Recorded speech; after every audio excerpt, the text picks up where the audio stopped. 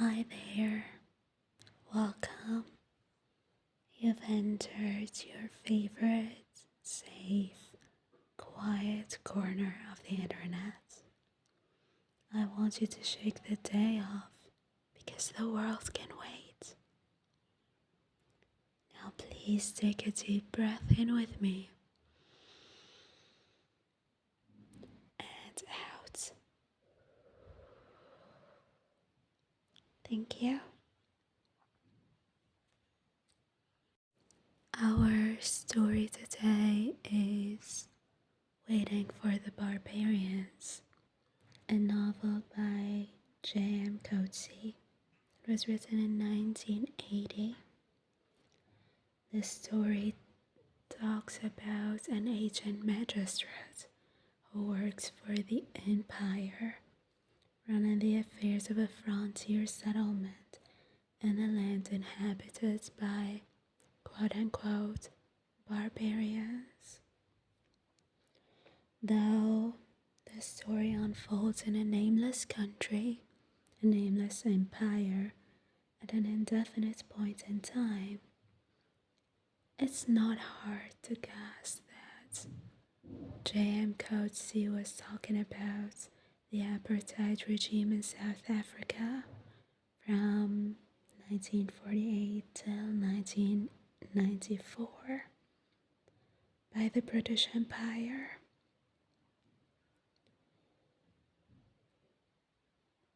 The colonial rhetoric used in the book is universal and timeless, but in a negative way. The empire uses fear-mongering, othering, and segregation to legitimize its actions, painting the native peaceful tribes in a violent, horrifying light, serves as a justification for its horrible, inhumane actions towards them. And it's pretty obvious that we learn nothing from history because the parallels are numerous to even count. So, anyway, let's dive into the book.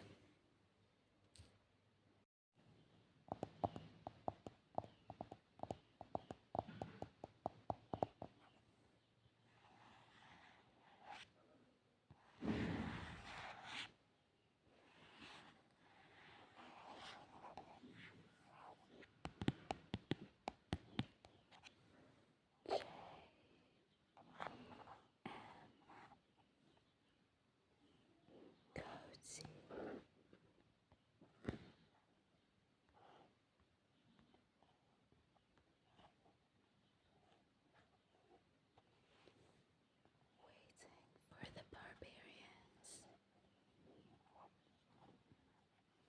Waiting for the barbarians.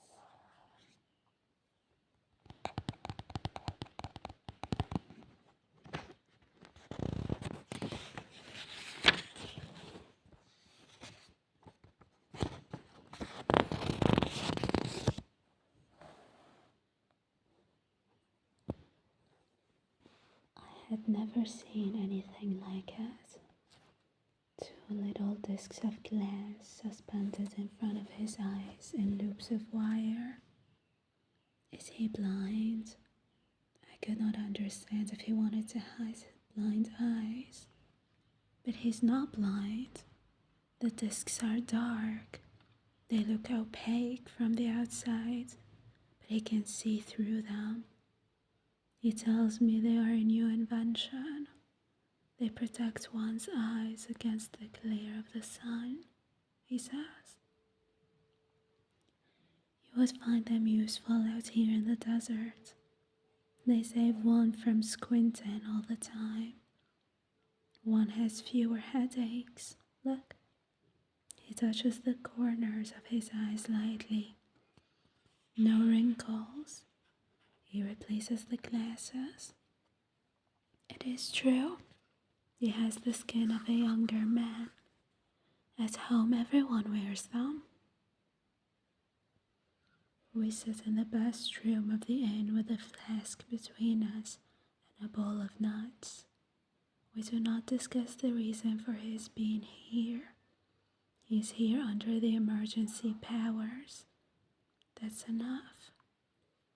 Instead, we talk about hunting. He tells me about the last great drive he rode in, when thousands of deer, pigs, bears were slain.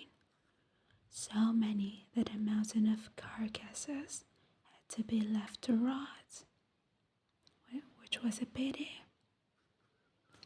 I tell him about the great flocks of geese and ducks that descend on the lake every year in their migrations, and about native ways of trapping them.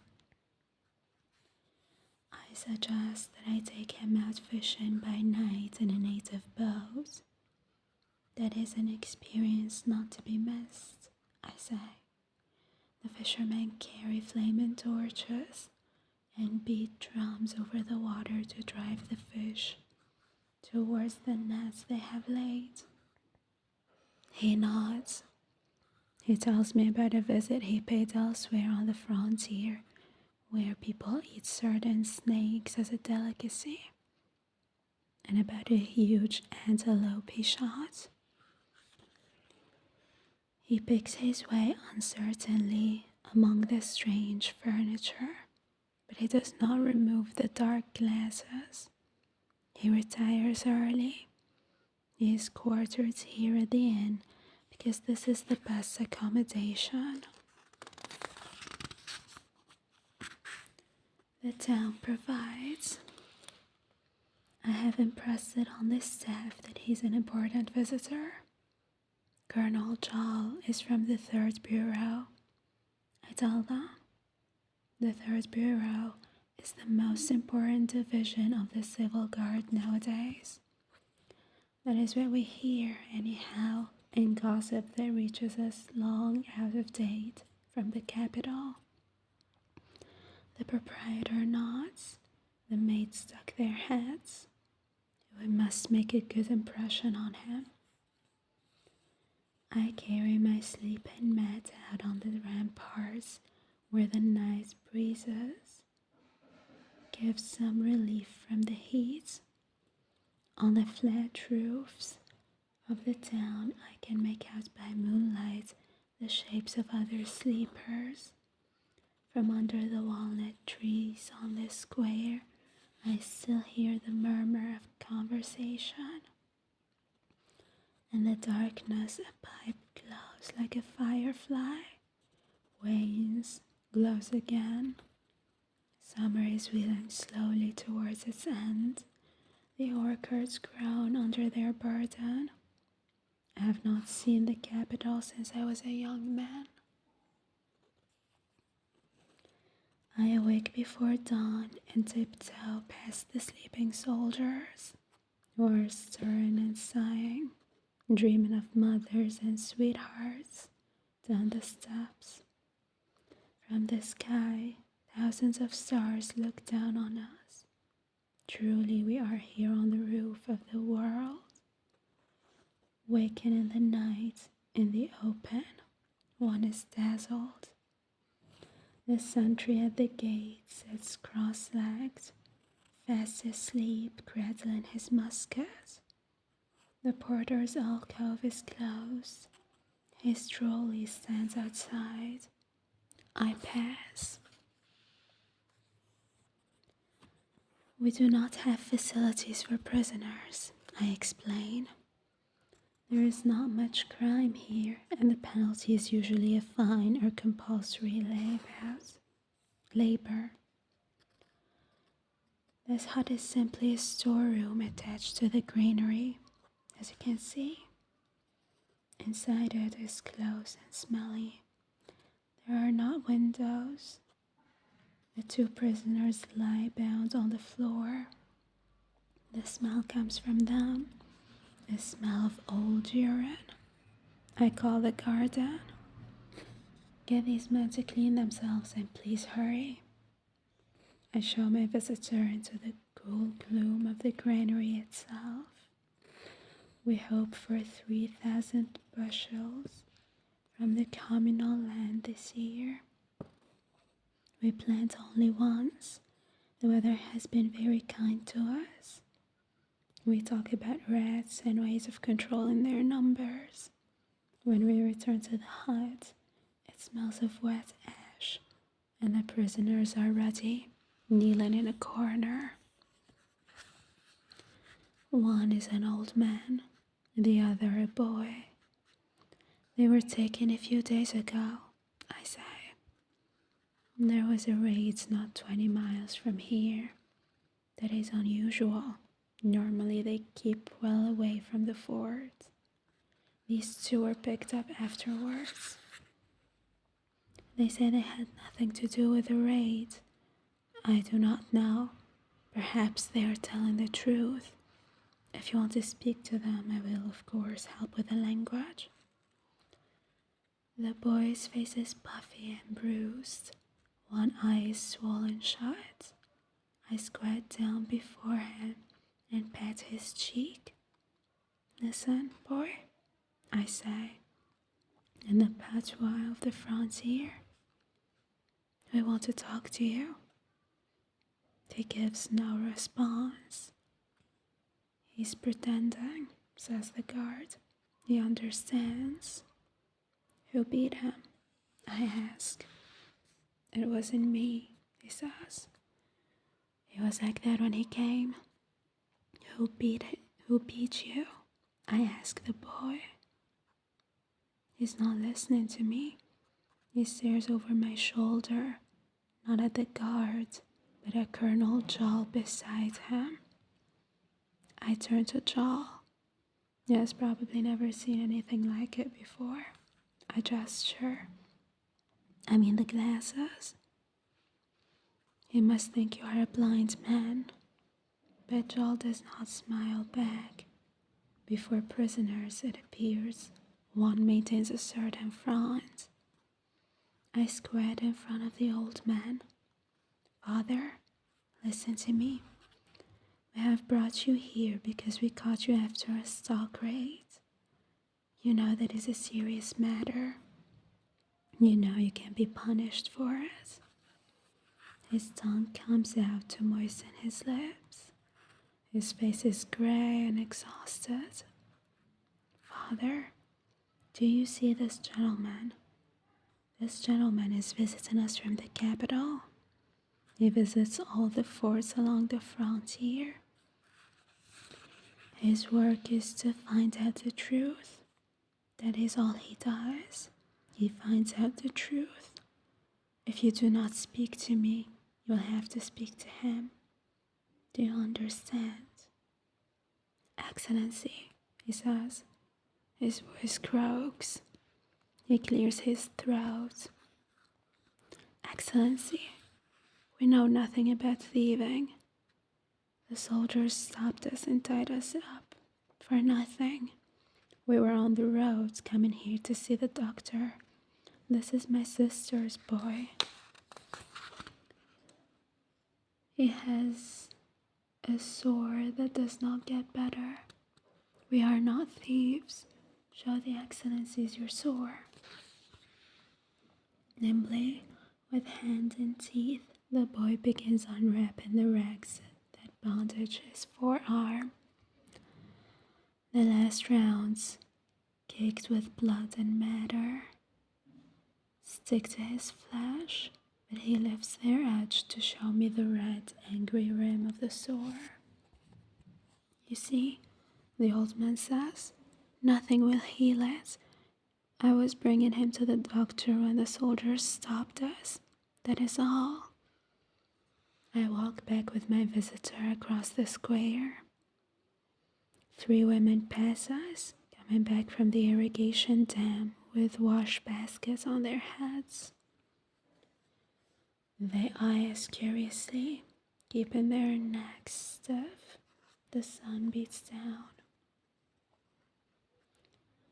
These are the only prisoners we have taken for a long time, I say. A coincidence. Normally we would not have any barbarians at all to show you. The so-called banditry does not amount to much. They steal a few sheep or cut out a pack animal from train. Sometimes we raid them in return. They are mainly destitute tribespeople with tiny flocks of their own living along the river. It becomes a way of life. The old man says they weren't coming to see the doctor. Perhaps that is the truth. No one would have brought an old man and a sick boy along on a raiding party. I grow conscious that I was pleading for them. Of course, one cannot be sure, but even if they are lying, how can they be of use to you? Simple people like that. I try to subdue my irritation at his cryptic silences, at the paltry theatrical mystery of dark shields hiding healthy eyes. He walks with his hands clasped before him like a woman. Nevertheless, he says, I ought to question them this evening, if it is convenient. I will take my assistant along. Also, I will need someone to help me with the language. The guard, perhaps. Does he speak it? We can all make ourselves understood. You would prefer me not to be there? You would find it tedious. We have set procedures we go through. Of the screaming which people afterwards claim to have heard from the granary, I hear nothing. At every moment that evening as I go about my business, I am aware of what might be happening, and my ear is even tuned to the pitch of human pain. But the granary is a massive building with heavy doors and tiny windows. It lies beyond the abattoir and the mill in the south quarter. Also, what was once an outpost and then a fort on the frontier has grown into an agricultural settlement, a town of 3,000 souls in which the noise of life, the noise that all these souls make on a warm summer evening, does not cease, because somewhere someone is crying. At a certain point, I begin to plead my own cause. When I see Colonel Jolligan, when he has the leisure, I bring the conversation around the torture. What if your prisoner is telling the truth? I ask, yet finds he's not believed. Is that not a terrible position? Imagine, to be prepared to yield, to have nothing more to yield, to be broken, yet to be pressed to yield more. And with a responsibility for the interrogator. How do you ever know when a man has told you the truth? There is a certain tone, Charles says. A certain tone enters the voice of a man who is telling the truth. Training and experience teach us to recognize that tone.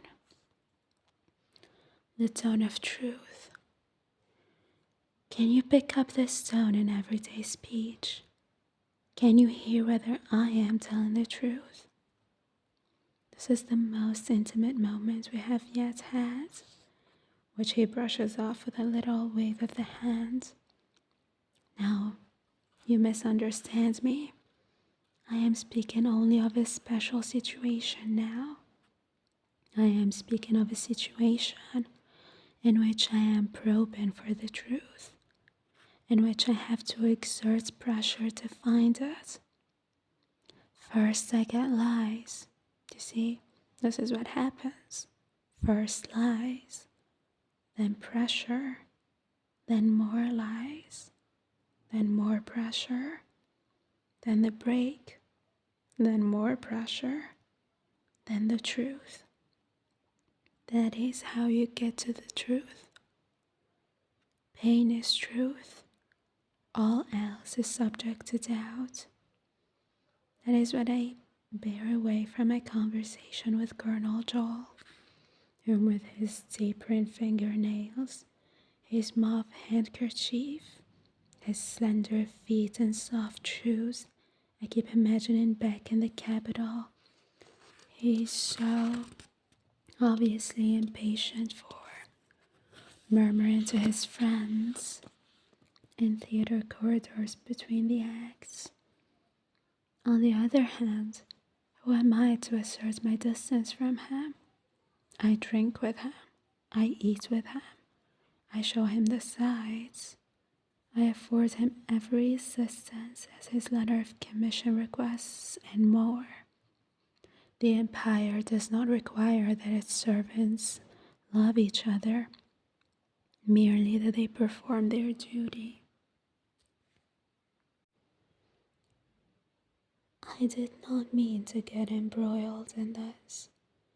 I am a country magistrate, a responsible official in the service of the empire, serving out my days on this lazy frontier, waiting to retire. I collect the tithes and taxes, administer the communal lands, see that the garrison is provided for, supervise the junior officers who are the only officers we have here, keep an eye on trade, preside over the law courts twice a week. For the rest, I watch the sun rise and set, eat and sleep, and I'm content. When I pass away, I hope to merit 3 lines of small print in the Imperial Gazette. I have not asked for more than a quiet life in quiet times. But last year, stories began to reach us from the capital of unrest among the barbarians. Traders traveling safe routes had been attacked and plundered. Stock thefts had increased in scale and audacity. A party of consensus officials had disappeared and been found buried in shallow graves. Shots had been fired at a provincial governor during a tour of inspection. There had been clashes with border patrols. The barbarian tribes were arming, the rumor went. The empire should take precautionary measures, for there would certainly be a war. Of this unrest, I myself saw nothing. In private, I observed that once in every generation, without fail, there is an episode of hysteria about the barbarians. There is no woman living along the frontier who has not dreamed of a dark barbarian hand coming from under the bed to grip her ankle. No man who has not frightened himself with visions of the barbarians carousing in his home, breaking the plates, setting fire to the curtains, raping his daughters. These dreams are the consequence of too much ease. Show me a barbarian army, and I will believe.